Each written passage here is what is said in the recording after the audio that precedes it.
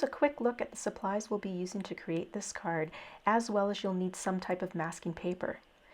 We start by stamping our first layer in vanilla cream ink. I've double stamped it to make sure I get a nice solid impression. As well, I've prepped the stamp with an eraser prior to its first use. So once that's stamped, we're going to clean off the stamp with a baby wipe and then with a dry cloth to make sure it's nice and dry. And we start masking our next layer. So I mask the lower third with straight edges facing each other out of some 2-inch post-it tape that I've torn in half. Now I also add some washi tape to the outside of my MISTI door that's lined up with the bottom edge of that top post-it tape. And that makes sure that I don't ink my stamp too high up and end up having to start all over again.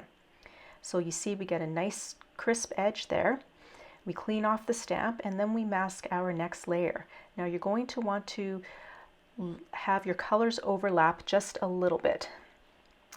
And I go ahead and move that washi tape guide up to again line up with the bottom edge of that top post-it note and ink the next layer in Sweet Leaf ink.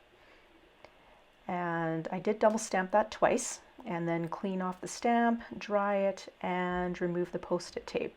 And now we just keep repeating the process with our next color, which is going to be Sun-Kissed. So line up that bottom edge of the post-it and then put our top post-it up top, and then we can go ahead and start inking after we replace our washi tape guide. Then we're ready to go. And so we'll ink this next layer, as I said, with Sun-Kissed ink. And again, I double stamp just to get a nice impression, and then we'll remove the post-it tape. Now I did use new pieces of post-it tape each time. It's a little bit of a slick surface and the ink will transfer onto your project if you try to reuse it. Trust me, I did try and that happened.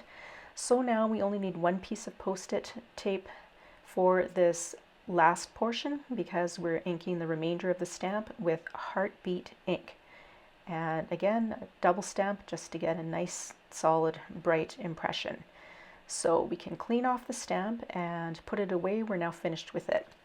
So next I take the 3D embossing folder, the organic linen 3D embossing folder, and I'm going to ink the back side of the top of the folder with Altenew embossing ink. Be very generous with that ink. And then I'm going to run that through my die cut machine. And after that, I'm going to coat the entire image with Altenew translucent pearl embossing powder. And then we can go ahead and heat set it.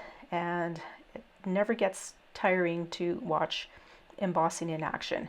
So you see how that just brightens up the colors, and it's hard to tell on camera, but it leaves a lovely little sparkle.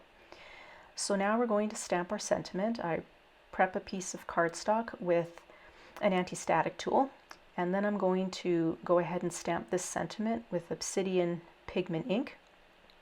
And it's a nice wet ink that I can easily heat emboss with, and much easier than using black embossing powder, which sometimes can get all over your project. We just coat this stamped sentiment now with Altenew crystal clear embossing powder, and then we can go right ahead and heat set that. And again, just so much fun to watch heat embossing in action. And now we can go ahead and adhere that to our card base. So I use the Altenew tape runner to adhere it, but I'm going to go back in and add some liquid glue. You can see as I kind of picked it up, it popped off. So because of the texture from the embossing and also the heat embossing done on top of that as well, we're going to just have to use a bit of glue to make sure it stays down. And then we just apply that to an A2 card front, and our card is completed. And here's a look at the completed card again, and thanks for watching.